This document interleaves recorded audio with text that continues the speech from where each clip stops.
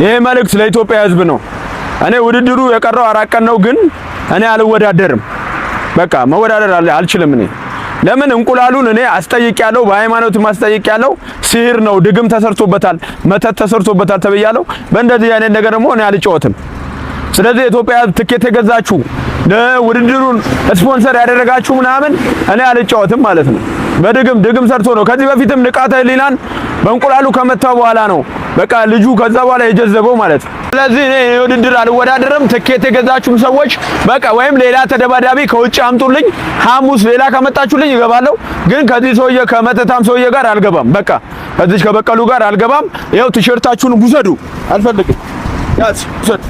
በጉጉት ሲጠበቅ የቆየውና አጠቃላይ ዝግጅቱ ተጠናቆ ቀኑ ብቻ ሲጠበቅ የነበረው የታላቁ የቲኤፍሲ 02 3 እና 4 ቀናት ብቻ በቀሩ በዚህ ሰዓት ተወዳዳሪ ሴዶ ራሱን ከውድድር ማግለሉ ማስታወቁ የስፖርት አፍቃሪና መላ ማህበረሰብን እጅግ አበሳጭተዋል። ከመንግስት አካላትና ከአዘጋጆች በኩል ፍቃድና ዝግጅት ተጠናክሮ ትኬት ሽያጭ ተጠናቆ እንዲሁም አጋር ድርጅቶች ስፖንሰር ክፍያዎችን ፈጽሞ በከፍተኛ ጉጉት ሲጠበቅ በነበረው በዚህ ሰዓት የሴዶ ውሳኔ ይፋ መሆኑ ትልቅ ብስጭትና ቁጣ ፈጥሯል። ሴዶ ከውድድሩ ራሱን ያራቀበት ምክንያት ሲያስረዳ ተፎካካሪው ጆኒ መተትና ድግምት የተሰራበትን እንቁላል ይዞ መጥቷል በማለት ነበረ። ከውድድሩ አዘጋጆች መካከል ጌችና አሹ ሐሳባቸውን ሰጥተዋል። አስጠይቄያለሁ፣ በሃይማኖት ማስጠይቄያለሁ። ሲህር ነው፣ ድግም ተሰርቶበታል፣ መተት ተሰርቶበታል ተብያለሁ። በእንደዚህ አይነት ከ120 ሚሊዮን 130 ሚሊዮን ህዝብ ጋር ለመጣላት ቸኩለሃል መሰለኝ። ለምን ትደባደበው? ከ120 ከዚህ ሁሉ ህዝብ ጋር ነው ትደባደበው። በቃ ፋይት አላረግም ብሎ ጨርቅ እየወረወረ ነው። ኢትዮጵያ ህዝብ ላይ የተጫወተብን ነው። አንተ እንዴት ትሪት እያረኩ ስቃይ ያበላኝ እኮ ምን ይሻላል? ስቃይ ያበላኝ ግን ችግሩ መሰለ ከፋይቱ አይመልጥም እኮ እሱ ይሄንን አላወቀም ይሁን 120 ሚሊዮን ህዝብ ጋር ነው የሚጣለው። ታዲያስ ያ ማለት ባይ ዘ ዌይ ያ ማለት የ120 ሚሊዮን ህዝብ ማለት ስልጣን ላይ ያለ ሰው ምናምን በሙሉ ነው ይጨምራል፣ ይጣላል እንጂ እንዴት ብሎ በኤርፖርት የሚወጣው? አሁን ልጅ ሊውጣ ቢል እንኳን አይቻልም። ከሀገር ቢወጣ እንኳን አይመልጠንም። እኔ እንትን ሴኩሪቲው ልቀጥርለት ነው ተሳስቶ ግዴታ ኤርፖርት ምናምን ሁሉም ቦታ ይሄን ነገር ከሀገር እንዳወጣ ነው። ስለዚህ ፋይቱ አይቀርም። ንገራችሁ ለሚጨነቁት ማለት ነው። ሴዶ ጆኒ እንኳን ባይኖር ከኔ ጋር ትደባደባለህ። ቀላል ለምን እንቁላሉን እኔ አስጠይቄያለሁ፣ በሃይማኖት ማስጠይቄያለሁ። ሲህር ነው፣ ድግም ተሰርቶበታል፣ መተት ተሰርቶበታል ተብያለሁ። በእንደዚህ አይነት ይሄው እንግዲህ እሁድም ማረፍ አልቻልንም።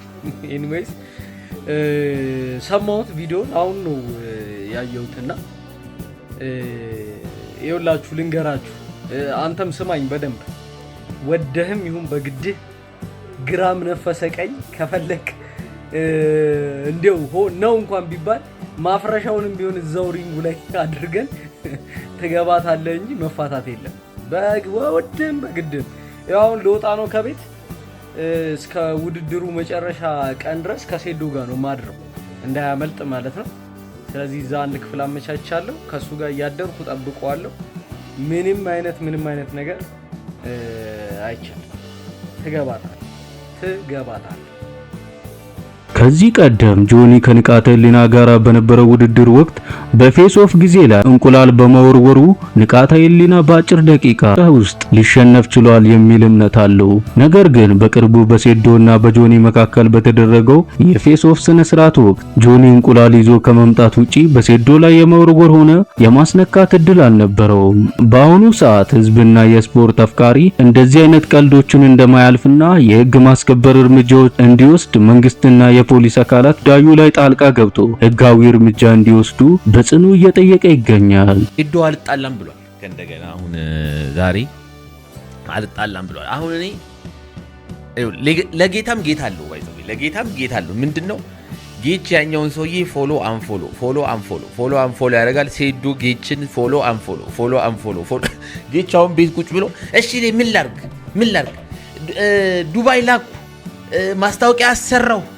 ከዛ ውጥፍ ነቃ ያዘጋጀው ምን ላርግ እያለ ነው። ቲክ እየቀለደ ራሱ አይመስለኝም እውነት ለመናገር ማለት ነው። አይታችሁታል መጨረሻ ላይ ልብሱን አውልቆ እንዴት እንደሄደ አይታችሁታል። በቃኝ ጆኒ ደግሞ ጭራሽ አይሮን ቲንክ የገባው ራሱ አይመስል። ጆኒ ደግሞ እንደ ፍቅር አይነት አጠራር ነው የሚጠራው። ሴዶ ሐሙስ ማታ ራብ በልተህ ወይን ተጎንጭተህ ከኔ የሚያተርፍ ሰው የለም። ትመጣለህ አንቀዋለሁ። ይህን ነገር ተረዱን። ባይዘው ፕሮግራሙን የምታዘጋጁትም ሆናችሁ ተወዳዳሪዎቹ ፕሮሞሽን ላይ ያላችሁ ሰዎች ምናምን ነገር ማለት ነው። አሁን አይኑ ኢቲኤፍሲ2 ምስራቅ አፍሪካ ውስጥ ትልቁ ኢቨንት ነው። በቃ ትልቁ ኢቨንት ነው።